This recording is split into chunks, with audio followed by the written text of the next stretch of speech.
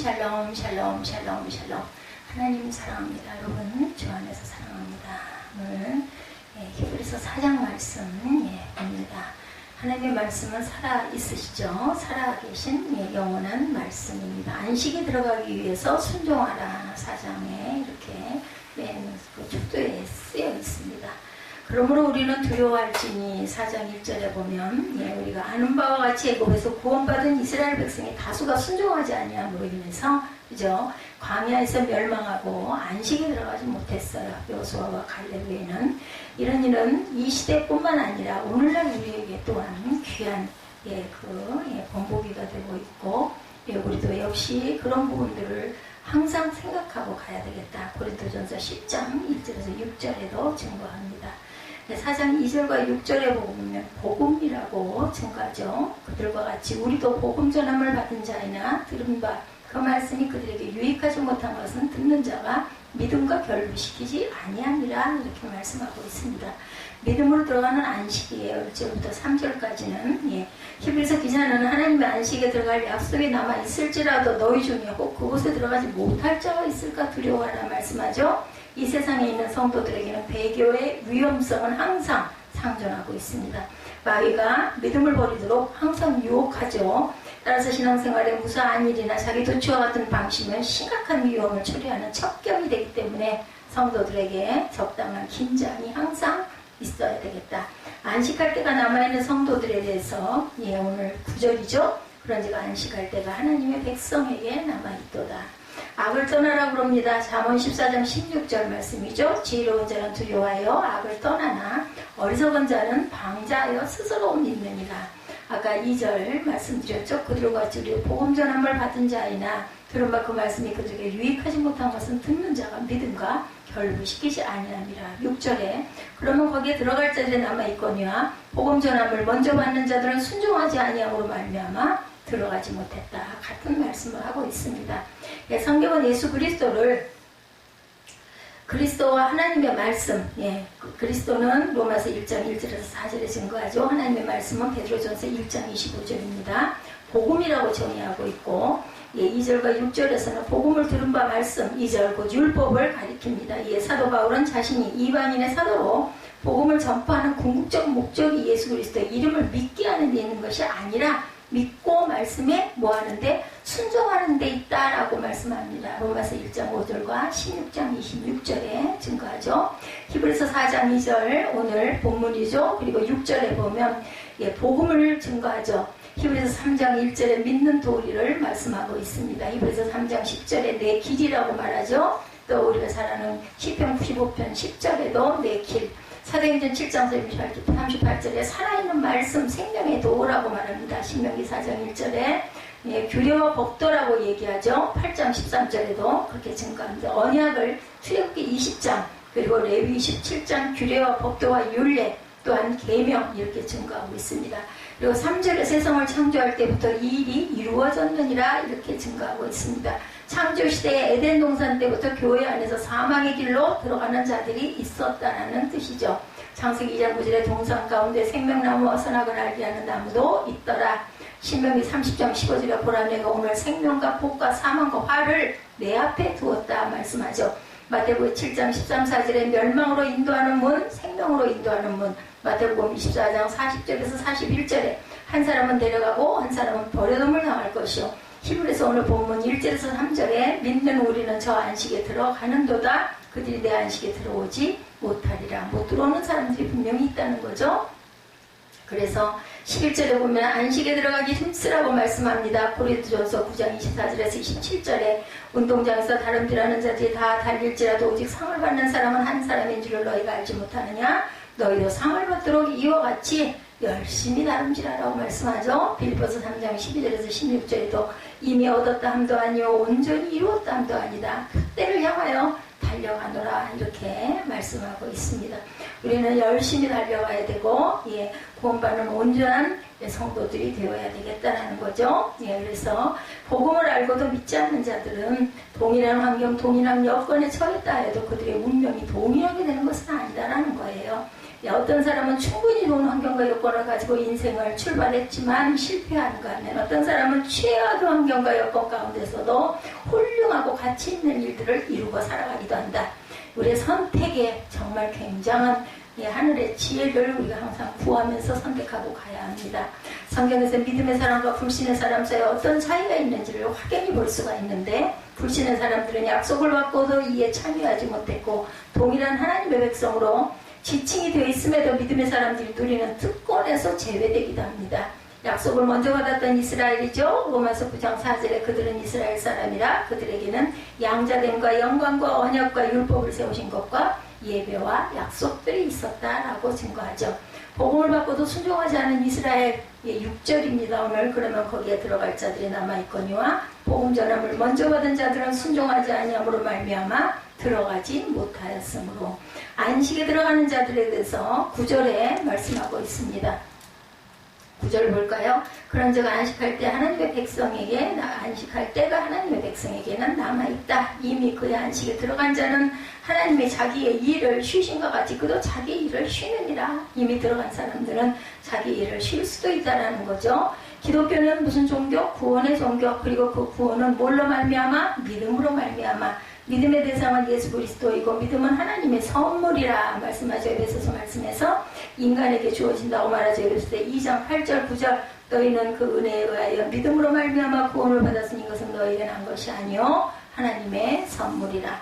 행위에서 난 것이 아닌 이는 누구든지 자랑하지 못하게 함이라. 믿음은 사망을 생명으로 변화시킨다라는 거죠. 믿음을 가진 성도들은 하나님께서 예비해 두신 안식에 들어가게 됩니다. 믿는 것과 아는 것을 구별하기 어려울 때가 굉장히 많아요. 그러나 믿는 것은 행위로 나타나고 아는 것은 그냥 말로 그치는 것처럼 믿는 것과 아는 것의 분별은 열매로 알 수가 있다. 자기 일을 쉬게 된다고 그러죠. 10절에 이미 그의 안식에 들어간 자는 하나님이 자기의 일을 쉬신 것 같이 그도 자기의 일을 쉬신다. 끝까지 진리를 잡으면 그리스도와 함께 참여한다. 히브리서 3장 14절입니다. 우리가 시작할 때 확신한 것을 끝까지 견고히 잡고 있으면 그리스도와 함께 참여한 자가 되리라. 영혼의 안식에 대해서 말씀하고 있습니다. 구약시대의 안식일에 대해서 4절에 보니 말씀하죠. 또한 7절에도 말씀하고 있습니다. 제7일에 관하여나 어딘가 이렇게 일렀을 때 하나님은 제7일에 그의 모든 일을 쉬셨다 말씀하죠. 7절에도 오랜 후에 다윗의 글에 다시 어느 날을 정하여 오늘이라 미리 이같이 일렀을 때 오늘 너희가 그의 음성을 듣거든 너희 마음을 완고하게 하지 말라고 말씀을 합니다. 그래야만 안식에 들어간다라는 거죠. 구약시대 안식일은 제7일을 안식일로 지키는 율법적 안식일이었죠. 출애굽기 20장 8절에서 11절에 증거합니다. 이처럼 구약시대 율법적 안식은 노동으로부터의 안식이었어요. 일하고 일일째 되는 날은 쉬어라. 육적 안식을 기초로 하고 있다는 걸 알게 되겠죠. 그러므로 구약시대의 안식은 불완전한 안식이고 신약시대에 이루어질 완전한 안식의 초보이고 예시이고 그림자와 같은 것이다. 그래서 구약의 제사는 모두 다 예수님을 예시하는 신약의 대제사장, 영원한 대제사장을 예시하고 초보였다라는 것, 불완전했다라는 겁니다. 하나님은 다윗의 입을 통하여 참 안식의 날이 앞으로 남아있다고 증언하시죠. 시편 95편 11절에 증거합니다. 그러므로 내가 노하여 맹세하기를 그들은 내 안식에 들어오지 못하리라 하였도다 말씀합니다. 영적인 안식만이 참 안식이 될 수 있다. 7절이었죠. 그러므로 노라그래 오랜 후에 다윗의 글에 다시 어느 날을 정하여 오늘이라 미리 이같이 일렀을 때 오늘 너희가 그 음성을 듣거든 너희 마음을 완고하게 하지 말라. 그래야 안식에 들어갈 수가 있다. 창조 7일째 쉬신 하나님에 의해서 창세기 2장 3절이죠. 하나님이 일곱째 날을 복되게 하사 거룩하게 하셨으니 하나님이 그 창조하시며 만드시던 모든 일을 마치시고 그날에 안식하셨습니다. 일곱째 날을 복주고 안식하신 일에 의해서 창세기 2장 3절입니다. 하나님이 그 일곱째 날을 복되게 하사 거룩하게 하셨으니 이는 하나님이 창조하시며 만드시던 모든 일을 마치시고 그날에 안식하셨습니다. 노동에서 휴식. 그죠? 두 종류의 사람들에 대해서 8절에서 11절까지 증거합니다. 만일 여호수아가 그들에게 안식을 주었더라면 그 외에 다른 날을 말씀하지 아니하셨으리라. 그런즉 안식할 때가 하나님의 백성에게 남아있도다. 이미 그의 안식에 들어간 자는 하나님의 자기의 일을 쉬신과 같이 그도 자기 일을 쉬니라. 그러므로 우리가 저 안식에 들어가기를 힘쓸지니 이는 누구든지 순종하지 아니하는 본에 빠지지 않게 하려 합니다. 말씀합니다. 두 종류죠. 안식에 들어가는 자와 들어가지 못하는 자. 하나님은 당신의 안식에 근거하여 인간들도 안식할 것을 명하셨어요. 지구상에 각양각색의 수많은 사람이 살고 있지만 그들은 모두 하나님의 자녀가 아니면 마귀의 자녀, 둘 중에 하나예요. 중간은 없습니다. 하나님의 약속을 믿고 순종하면 안식에 들어갈 수 있고 믿지 않고 불순종하면 안식에 들어갈 수가 없다. 인간의 참 안식은 예수 그리스도 안에서만 얻을 수 있다라는 거죠. 믿음으로 화합하지 못했다고 합니다. 2절이죠. 그들과 저희도 복음 전함을 받은 자이나 들은 바 그 말씀이 그들에게 유익하지 못한 것은 듣는 자가 믿음과 결부시키지 아니함이라. 말씀을 듣고 곧에 순종해야 된다고 합니다. 베드로전서 1장 22절입니다. 너희가 진리를 순종함으로 너희 영혼을 깨끗하게 하여 거짓이 없이 형제를 사랑하기를 이르렀으니 마음으로 뜨겁게 서로 사랑하라. 하나님의 백성들은 안식에 들어가죠. 9절에 보면 증거하고 있습니다. 하나님의 백성들 안식에 들어갑니다. 안식할 때 하나님의 백성에게 남아있도다 라고 말씀하죠. 가나안 땅에 정착함으로 이스라엘이 안식을 얻었다고 하면 어째서 다윗이 안식할 때가 아직 남아있다고 하겠느냐는 히브리서 기자는 말하고 있습니다. 인간의 참 안식에 대한 이 예언은 그리스도의 대속 사역에 의한 사제의 은총에 의해서 이루어진다라는 거죠. 이미 안식에 들어간 성도들이나 앞으로 들어갈 성도들이나 하나님의 안식에 들어갈 수 있는 것은 그리스도를 믿는 믿음으로 가능하다는 뜻입니다. 왜냐하면 그리스도가 안식일의 주인이시기 때문이죠. 누가복음 6장 5절에도 증거합니다. 가나안 땅을 얻는 것을 뜻하기도 하죠. 여호수아 2장 15절 여호와께서 너희를 안식하게 하신 것 같이 너희 형제도 안식하며 그들도 너희의 하나님 여호와께서 주시는 그 땅을 차지하기까지 하라. 그리고 너희는 너희 소유지 곧 여호와의 종 모세가 너에게 준 요단 이쪽 해돋는 곳으로 돌아와 그것을 차지하라. 그것을 차지해서 안식하고 잘 살라는 뜻입니다. 그리스도와 함께 영광에 참여합니다. 3장 14절 히브리서 우리가 시작할 때 확신하는 것을 끝까지 견고히 잡고 있으면 그리스도와 함께 참여한 자가 되리라고 말씀합니다. 말씀과 믿음으로 나아가라고 그러죠. 말씀의 능력에 대해서 12절에 증거하고 있습니다. 12절 보죠. 하나님의 말씀은 살아있고 활력을 본문의 중심이죠. 하나님의 말씀은 살아있고 활력이 있어 좌우에 날선 어떤 혼보다 예리하여 혼과 영감의 관절과 골수를 찔러 쪼개기까지 하며 또 마음의 생각과 뜻을 판단하나니 13절 지으신 것이 하나도 그 앞에 나타나지 않음이 없고 우리의 결산을 받으실 이의 눈앞에 만물이 벌거벗은 것 같이 드러나느니라. 드러나죠. 아무리 감추려고 해도 주님 앞에서는 하나님 앞에서는 어떤 것도 감출 수가 없습니다. 하나님의 말씀이 살았고 운동력이 있다는 히브리서 기자의 증거는 성경을 대하는 우리의 태도에 중요한 영향을 끼치고 있습니다. 하나님의 말씀은 능력과 축복의 원천입니다. 그래서 주시려고 손에 들고 있는데 우리가 그것을 구하지 않아서 못 받는다라고 말씀하죠. 하나님의 말씀은 주를 믿는 우리는 물론 모든 사람의 삶에 있어 유일한 척도여야 합니다. 삶의 척도란 단순한 도덕률이나 윤리적인 규범을 말하는 것이 아니라 그것이 인생의 성패를 좌우하는 관건임을 의미합니다. 하나님의 말씀은 단순히 죄를 지적하거나 정죄하는 율법이 아니고 그것을 믿고 순종하는 성도로 하여금 생명과 구원의 소망을 가지게 합니다. 말씀은 만유의 주인을 밝히십니다. 신명기 10장 14절입니다. 하늘과 모든 하늘의 하늘과 땅과 그 위에 만물은 본래 내 하나님 야훼께 속한 것이로되 증거합니다. 사람의 모든 걸음도 감찰하시죠. 욥기 34장 21절에 증거합니다. 그 사람의 길을 주목하시며 사람의 모든 걸음을 감찰하시나니. 22절에 욥기 34장 22절에도 행악자는 숨을 만한 흑암이나 사망의 그늘이 없다라고 말합니다. 숨을 곳이 없어 행악자들은 다 벌거벗겨지죠.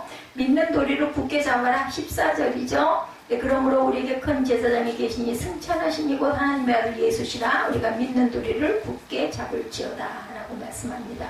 지금까지 그리스도의 우월하신 인격을 증거하는 히브리서 기자는 이제 승천하셔서 큰 대제사장으로 계신 그리스도에 대하여 증거하죠. 그는 우리가 믿는 도리를 굳게 잡으라고 권면합니다. 14절에서 성도는 우리 속에서 자신을 유혹하고 괴롭히는 인간의 죄성과 자연성과 그 경향성 즉 모든 구속을 믿음의 십자가에 못 박아버려야 한다.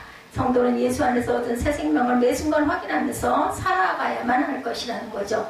믿는 도리의 사도시며 대제사장이신 예수 그리스도 히브리서 3장 1절에도 증거합니다. 그러므로 함께 하늘의 부르심을 받은 거룩한 형제들아 우리가 믿는 도리의 사도이시며 대제사장이신 예수를 깊이 생각하라. 14절에도 우리에게 큰 대제사장이 계시니 승천하신 이곧 하나님의 아들 예수시라 우리가 믿는 도리를 굳게 잡을지니라. 같은 말씀을 하고 계시죠.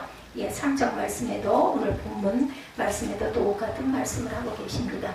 믿는 도리의 사도 대제사장 히브리서 3장 1절이었죠. 하늘로 올리우신 예수 누가복음 24장 51절입니다.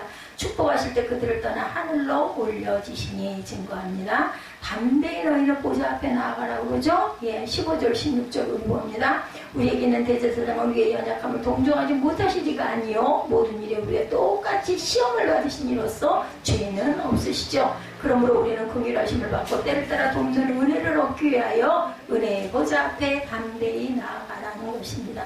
하나님의 긍휼하심으로 죄와 죽음에서 구원받은 인간은 때를 따라 도우시는 은혜가 항상 필요합니다. 예수 그리스도로 말미암아 하나님의 자녀가 된 성도들은 하나님의 은혜의 공급으로 계속 성장하지 않으면 안 되죠. 자라가야 합니다. 예수 그리스도 안에 계시던 하나님의 긍휼하심을 믿음으로 수용하고 그 은혜의 필요성을 인식한 인간들은 그 은혜의 원천인 보좌 앞으로 담대히 나아가야겠다. 빛은 어둠을 내어 쫓을 수 있는 유일한 능력입니다. 예수님은 빛이시죠. 예, 하나님은 긍휼히 여기시는 분이십니다. 이사야 55장 7절입니다. 악인은 그의 길을 불의한 자는 그의 생각을 버리고 야훼께로 돌아오라. 그리하면 그가 긍휼히 여기시리라. 우리 하나님께로 돌아오라. 그가 너그럽게 용서하시리라. 만날 만한 때에 찾아야 한다고 말씀하죠. 이사야 55장 6절이죠. 너희는 야훼를 만날 만한 때에 찾으라. 가까이 계실 때에 부르라 말씀합니다. 우리는 히브리서 4장을 통해서 하나님의 안식은 믿음으로 얻게 된다는 사실을 깨닫게 됩니다. 이처럼 믿음은 귀중한 것임을 알고 더욱 믿음의 가치를 두고 믿음으로 모든 삶을 살아가는 저와 여러분이 되셔야겠죠. 그러므로 하나님께서 예비하신 안식에 들어가도록 애써야 되겠죠. 여러분 잘 아시는 김동길 박사님 역사 의식이 없는 민족은 망한다라고 말합니다. 특별히 구약 성경은 이스라엘 민족의 역사를 우리에게 알려주고 있죠. 그리고 우리는 이스라엘 역사를 통해 배우는 영적 교훈들이 많이 있습니다. BC 722년 북왕국 이스라엘이 아수르 제국에 의해서 멸망을 당해요. 그리고 남왕국 유다는 BC 587년 바벨론 제국에 의하여 멸망을 당합니다. 이스라엘은 공황 상태에 빠지게 되죠. 그들은 이스라엘의 불패를 믿고 있었기 때문입니다. 절대로 패하지 않으리라고 믿었던 거죠. 왕조가 끊어지고 성전이 무너지고 나라가 빼앗기게 됩니다. 이거는 정말 있을 수 없는 일, 그죠? 절대로 있을 수 없는 일이 일어난 거예요. 하나님의 백성들의 운명이 어떻게 이렇게 될 수가 있을 것인가? 두려움 가운데 결국 멸망당했고 바벨론의 포로로 끌려가게 되고 유대민족의 고난의 역사가 시작이 됐어요. 그죠? 그러나 그들이 멸망당하기 전 호세아 선지자가 선포합니다. 호세아 4장 6절에 내 백성이 지식이 없으므로 망하는도다. 내가 지식을 버렸으니 나도 너를 버려 내 제사장이 되지 못하게 할 것이요 내가 내 하나님의 율법을 잊었으니 나도 내 자녀들을 잊어버리리라. 경고의 메시지를 선포해 이것 또한 회복 후의 비결도 선포하죠. 호세아 6장 3절에 그러므로 우리가 야훼를 알자 힘써 여호와를 알자 그의 나타나심은 새벽빛같이 어김없나니 비와 같이 땅을 적시는 늦은 비와 같이 우리에게 임하시리라 하니라. 늦은 비가 오면 오곡백화가 살아 일어나죠. 열매를 맺죠. 선지자는 멸망을 당한 이유가 하나님의 말씀을 버렸기 때문이라고 지적했고 4장에서 그들이 회복하는 것도 하나님의 말씀이라는 사실을 알려줍니다. 그렇다면 바벨론 포로 70년 동안 이스라엘 민족은 무엇을 했을까요? 여러분들 말씀 회복 운동을 했습니다. 성전 대신 회당을 만들어 하나님의 말씀을 기록하고 연구하고 가르쳤어요. 이것이 지나쳐서 나중에는 율법주의의 오류에 빠지기도 됩니다. 항상 과하면 부족하니만 못하다 그러죠. 구원자로 오신 예수 그리스도를 배척합니다. 그들은 율법으로만 의롭게 된다고 고집을 부렸어요. 그래서 예수님의 책망을 받게 되죠. 근데 오늘 본문을 통해서 다시 한번 역사의 아이러니를 보게 됩니다. 초기 교회시대 성도들이 구약 이스라엘 백성들의 오류를 똑같이 반복하고 있었던 것이에요. 히브리서 기자는 안타까운 마음으로 경고하죠. 11절에 오늘 본문. 그러므로 우리가 저 안식에 들어가기를 힘쓸지니 이는 누구든지 저 순종하지 아니하는 본에 빠지지 않게 하려 함이라. 안식에 잘 들어가야 돼요.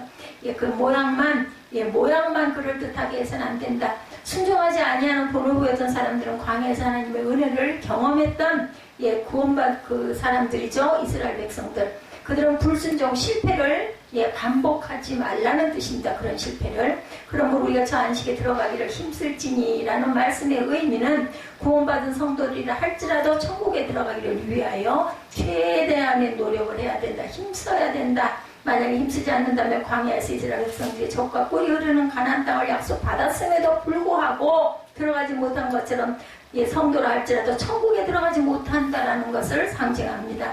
이런 경고의 메시지를 전하는 이유는 초기 그리스도인들 중에 하나님의 말씀을 소홀히 여기고 불순종하는 현상들이 나타나고 있었기 때문이고, 구원받았다고 안심하고 나태해져서는 안 된다. 한번 구원받으면 영원한 구원이다, 이런 얘기들 장로의 교회 쪽에서 많이 합니다. 근데 그럴 수는 없어요.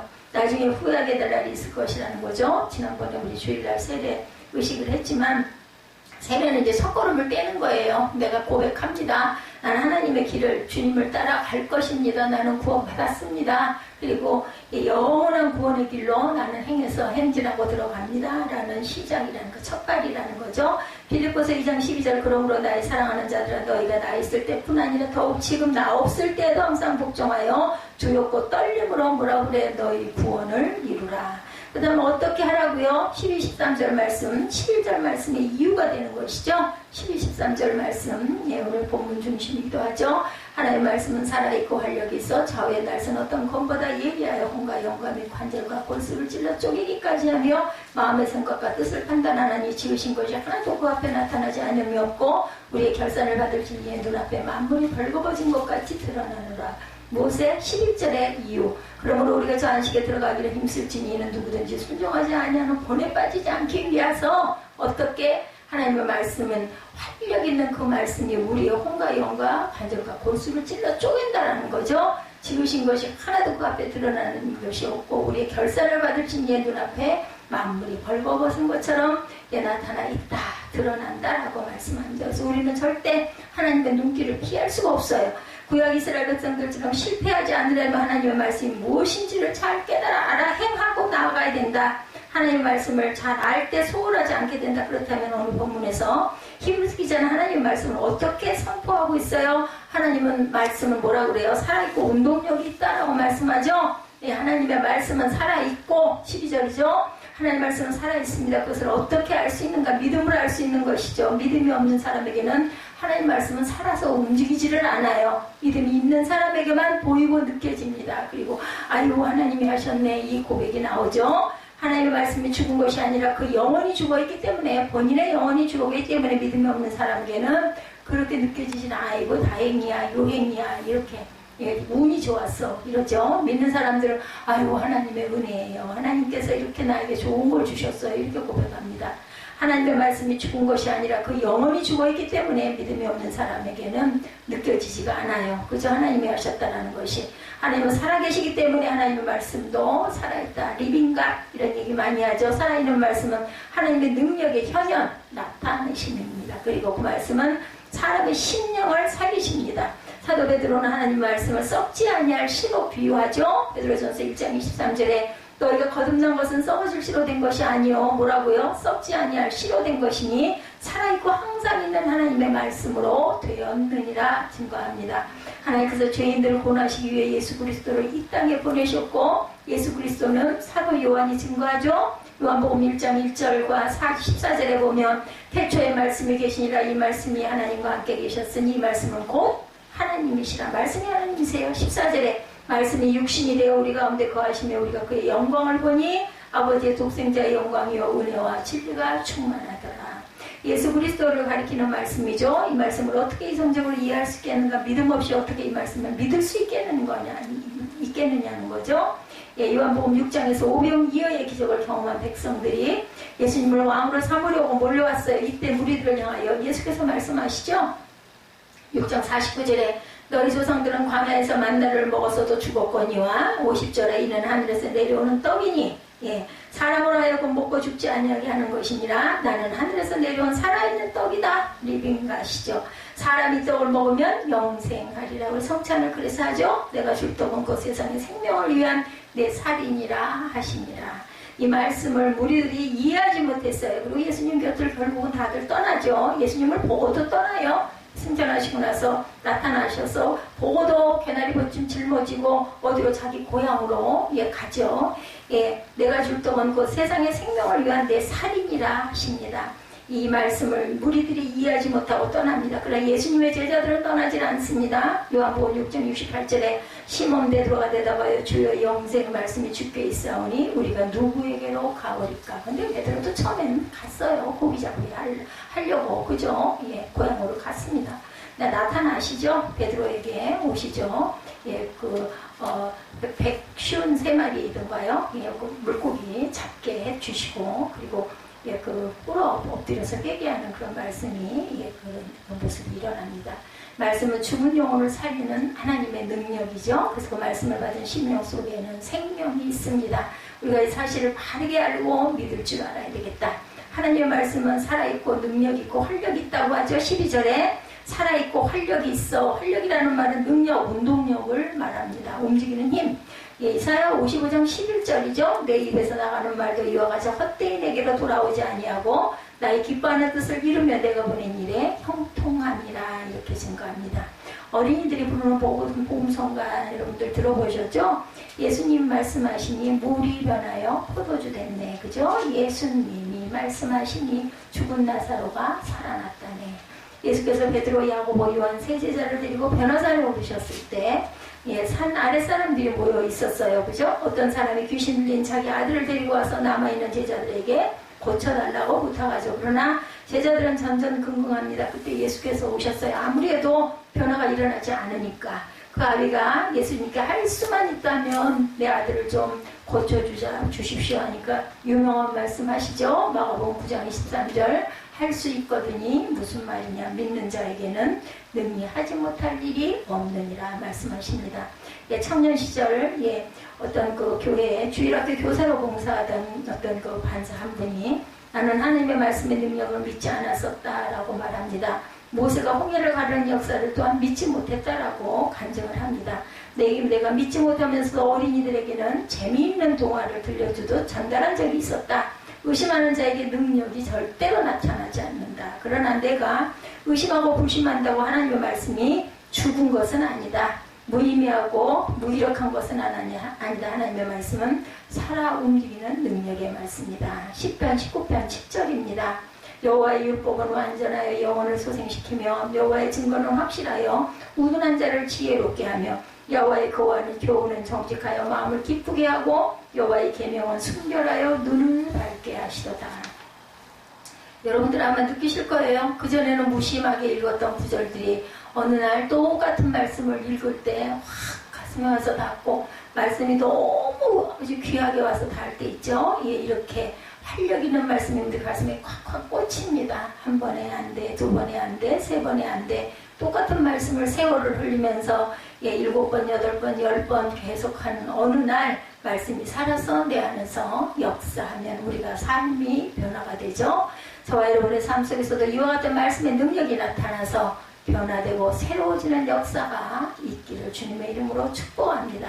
세 번째 하나님의 말씀은 뭐라고 그래요? 검보다 예리하다라고 말씀하죠. 능력이 있어서 활력이 있어서 말씀은 능력이 있고 그리고 또한 검보다 예리한 말씀이다라고 말씀하고 있습니다.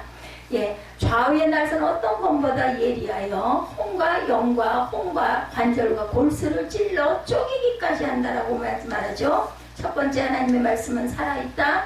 그리고 하나님의 말씀은 능력이 있다. 세 번째 하나님의 말씀은 검보다 예리하다. 좌우의 날선 어떤 검보다 예리하여 혼과 영과 및 관절과 골수를 찔러 쪼개기까지 한다라는 거죠. 말씀이 살아있고 말씀이 능력있고 검보다 예리해서 모든 혼과 영과 관절과 골수를 찔러 쪼갠다. 이 말씀의 의미는 인간의 마음을 예리하게 뚫고 들어가 파헤친다라는 거예요. 제가 아까 말씀드린 것처럼 똑같은 말씀을 한 번, 두 번, 세 번, 5번, 7번, 10번 읽어도 아이고 좋은 말씀이네 이 정도밖에 안 되다 어느 날 그 말씀이 내게 와서 탁 부딪혔을 때 정말 팍 꼬꾸라지는 역사가 일어납니다. 눈물이 막 쏟아지죠. 그날이 얼마나 예리한지 깊이 숨겨진 마음속에 생각과 느낌까지 파헤치는 능력이 있는 것입니다. 암을 제거하는 의사의 메스, 현미경 같은 안경을 쓰고 샅샅이 사사 떼어난다고 합니다. 살리기 위한 수술이에요. 그건 그죠?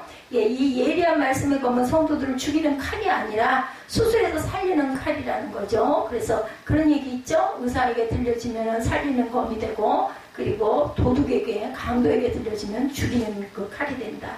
누가 들고 있느냐에 따라 이렇게 다릅니다. 그죠? 아주 작은 죄라도 찾아내서 잘라버리죠. 새살이 나와야 살 수 있기 때문에, 그죠? 이 암이 있으면 그걸 다 파헤쳐 끄집어내야 합니다. 조금이라도 붙여놓으면 그게 또 살아나기 때문에.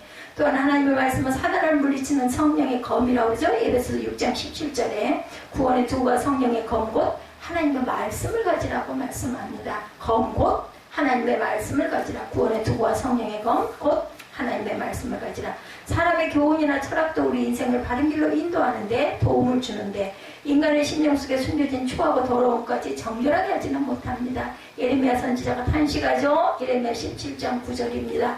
만물보다 거짓되고 심히 부패한 것은 마음이라 누가 능히 이를 알려오마는. 한탄하죠. 우리는 우리 속을 보아도 거기에 무엇이 있는지 알지 못하지만 하나님은 우리 속이 다 꿰뚫어 보고 계신 하나님.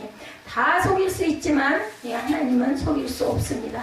우리가 남은 속일 수 있지만 내 양심은 속일 수 없죠. 내 안에서 알고 있죠.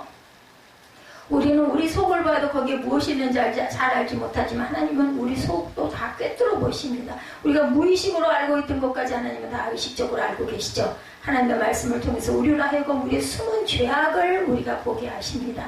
말씀의 칼로 악하고 추하고 더러운 모든 죄를 제거하시고 그래서 우리를 살리시죠. 살아있는 영혼은 말씀을 들을 때 찔림을 받는 거예요. 그래서 그저 진동이 오는 거죠. 예, 어느 날 갑자기 말씀이 살아서 막 역사합니다. 회개하고 그 영혼이 새롭게 변화되고 새 사람으로 살아가게 됩니다. 보라, 이전 것은 지나갔으니 이제 새 것이 되었도다라고 말씀하죠. 네 번째 하나님의 말씀, 우리의 마음의 생각과 뜻을 판단하신다. 하나님의 말씀은 능력이고 하나님의 말씀은 우리에게 능력이고 하나님의 말씀은 살아있고 하나님의 말씀은 검보다 예리하고 하나님의 말씀은 우리 마음의 생각과 뜻을 판단하신다는 겁니다. 12, 13절에 마음의 생각과 뜻을 판단하시나니 지으신 것이 하나도 그 앞에